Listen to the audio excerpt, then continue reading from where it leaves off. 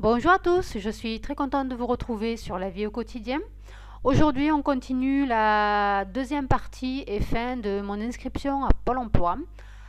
La dernière fois, on s'était laissé sur cette page, voilà, cette partie-là de l'inscription, où à partir de cet endroit-là, on vous demande vos données personnelles. Donc, on a déjà vu ce qu'il fallait remplir. On va vous demander votre état civil, votre nom, prénom, naissance, adresse, situation de famille. On va vous demander aussi votre numéro de sécu, votre numéro de téléphone, c'est facultatif. Et on va vous demander si vous autorisez Pôle emploi à communiquer avec vous par email. On continue. Là, on vous demande le motif de votre inscription, c'est-à-dire pourquoi est-ce que vous avez perdu votre emploi, qu'est-ce qui fait que vous vous retrouvez à Pôle emploi. Est-ce que c'est une démission, est-ce que c'est une fin de contrat, fin de mission intérim, est-ce que c'est une rupture conventionnelle, est-ce que c'est un licenciement. Voilà, on vous demande le motif de votre fin de contrat ou de votre perte d'emploi. Ensuite, on va vous demander quel type d'emploi vous recherchez. Voilà. Donc, est-ce que vous recherchez un emploi durable, une mission intérim? Est-ce que vous recherchez un saisonnier? Est-ce que vous recherchez du temps plein ou du temps partiel? Vous remplissez, vous validez et vous continuez. On vous demande ensuite votre situation actuelle au niveau de votre activité professionnelle. On vous demande si vous êtes actuellement sans aucune activité au chômage total. Ça veut dire que vous ne travaillez même pas une heure. Voilà. Pourquoi? Parce que vous pouvez être à mi-temps ou à temps partiel et quand même vous inscrire à Pôle emploi parce que vous êtes à la recherche d'un complément d'activité. Donc là, si vous êtes à mi-temps ou à temps partiel, si vous faites quelques heures de travail quand même, vous cliquez sur non et on va vous demander d'autres informations complémentaires. Si vous êtes au chômage total, c'est-à-dire que vous ne travaillez pas du tout, vous allez cliquer sur oui. On va vous demander depuis quand est-ce que vous êtes sans activité. Donc, la date que vous devez rentrer là, c'est la fin de votre contrat, c'est le lendemain de la fin de votre contrat. C'est-à-dire que si votre contrat se termine le 15 janvier, vous allez rentrer là, depuis quand êtes-vous sans activité? Depuis le 16 janvier. On vous demande si vous avez travaillé ces 4 dernières années. Voilà. Pourquoi? Parce que la période pendant laquelle vous avez travaillé et les montants que vous avez perçus vont servir pour le calcul de votre indemnité chômage. Voilà. Vous devez saisir toutes vos activités professionnelles sur les 4 dernières années. Donc là, vous allez les mettre ici. Ça peut prendre un peu de temps si vous avez eu beaucoup de missions intérim, si vous avez eu plusieurs petits contrats à la suite les uns des autres. Ça risque de prendre un peu de temps, donc prévoyez d'être en forme et d'avoir du temps devant vous. Qu'est-ce qu'on va vous demander d'autre? Ah oui, si vous avez été en formation, voilà, si vous avez été dans une de ces situations particulières, en formation, arrêt maladie, congé maternité, paternité, incarcération, service national, etc. Tout ça, il faut le marquer. Pourquoi? Parce que si vous êtes par exemple en arrêt maladie, vous avez des indemnités au niveau de la sécurité sociale. Et tout ça, ça va changer la donne au niveau du calcul du montant de votre allocation chômage. Donc, vous validez, vous continuez. On vous demande également si vous êtes au RSA, ce qui était avant le RMI ou l'API. Voilà, si vous avez effectué une demande. Par exemple, si vous avez effectué une demande de RSA et que vous faites en même temps une demande d'ASS à Pôle emploi, vous ne pouvez pas percevoir les deux. C'est soit l'un, soit l'autre. Donc voilà, ça, il faut mettre Pôle emploi au courant de ça. Et si vous avez perçu le RSA au cours des 4 dernières années aussi. Voilà, vous mettez oui. Sinon, vous mettez non.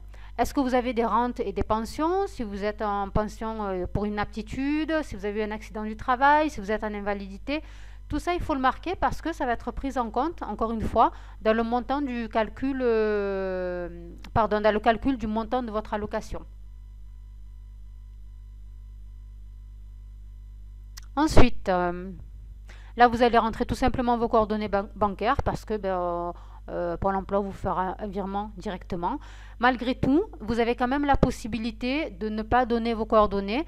Vous cochez cette case. Je ne dispose pas de coordonnées bancaires ou je ne souhaite pas les saisir. Voilà, auquel cas, il faudra trouver une autre solution. Là, on vous demande votre parcours scolaire. On vous demande ça tout simplement en préparation de l'entretien que vous allez avoir, parce qu'une fois que vous aurez fait votre inscription, vous aurez par la suite un rendez-vous avec votre conseiller Pôle emploi et les informations que vous aurez données ici seront déjà une base pour préparer votre entretien et établir votre profil professionnel pour ensuite pouvoir cibler les offres auxquelles vous pourrez prétendre. Donc voilà, l'année à laquelle vous avez eu votre diplôme, quel diplôme, dans quel domaine, etc. On valide. Quel métier souhaitez-vous exercer? Est-ce que vous savez, est-ce que vous ne savez pas? Quel salaire minimum est-ce que vous acceptez? Est-ce que vous souhaitez créer ou reprendre une entreprise? Est-ce que vous envisagez de travailler en horaire décalé? Si vous souhaitez créer ou reprendre une entreprise, là aussi, Pôle emploi a des dispositifs, il y a des prestations qui sont proposées auxquelles vous pourrez peut-être prétendre. Si vous travaillez en horaire décalé, il y a peut-être des postes auxquels vous pourrez prétendre aussi. Quel trajet quotidien acceptez-vous de faire? Est-ce que vous acceptez de travailler à l'étranger ou pas? Votre zone de recherche, etc. Au niveau de votre démarche, est-ce que vous êtes renseigné sur les entreprises qui recrutent? Oui, non. Est-ce que vous êtes renseigné sur les modes de recrutement des entreprises? Est-ce que vous savez comment on procède pour rechercher un emploi? Est-ce que vous avez besoin d'une aide pour créer un CV, communiquer sur Internet, utiliser Internet et ses services? Voilà. Tout ça, ça permet à Pôle emploi de voir si vous êtes autonome ou pas, tout simplement. Voilà. Ça permet ici, ça permet à Pôle emploi de voir si vous avez besoin d'être positionné sur un atelier ou pas. Voilà. Concernant le CV, je vous conseille de le faire. Voilà, là, il y a des chances pour qu'on vous positionne sur un atelier CV. C'est pas compliqué à faire un CV, voilà, il faut juste être motivé prendre le temps de le faire. Faites quelques recherches internet, voyez un petit peu les CV qui se font, il y a des CV super sympas qui se font, voyez ce qui se fait, ce qui se fait pas, parce que là aussi il y a des tendances. Mais voilà, le CV c'est à la portée de tous, je pense. Si vous souhaitez une vidéo sur comment faire mon CV, mettez-moi un petit mot en bas, je vous le ferai avec plaisir. Voilà, on valide, on continue. On vous demande si vous avez des contraintes. Voilà, par exemple, est-ce que voilà, si vous avez des enfants à garder, si vous avez des problèmes de santé, est-ce que vous avez un parent malade, ce genre voilà, ce genre d'informations. Est-ce que vous avez déjà commencé à faire des candidatures? Est-ce que vous avez un CV à jour? Donc là, j'insiste, essayez d'arriver à votre rendez-vous avec un CV à jour. Mettez-le sur votre espace. Hein, quand vous aurez votre espace de créer. De toute façon, à la fin de l'inscription, là, votre espace sera créé. Ça se fait automatiquement. Mettez un CV à jour avant le jour du rendez-vous. Pour votre recherche d'emploi, est-ce que vous avez besoin d'aide? Voilà, pour trouver des offres d'emploi, rédiger une lettre de motivation, mettre en valeur votre CV, contacter un employeur, voilà. Tout ça parce que y a des ateliers sur lesquels vous pouvez être positionné. Est-ce que vous avez du mal à parler de vous, etc., etc. Voilà. Donc maintenant, vous cochez la petite case comme quoi vous attestez sur l'honneur l'exactitude des renseignements fournis.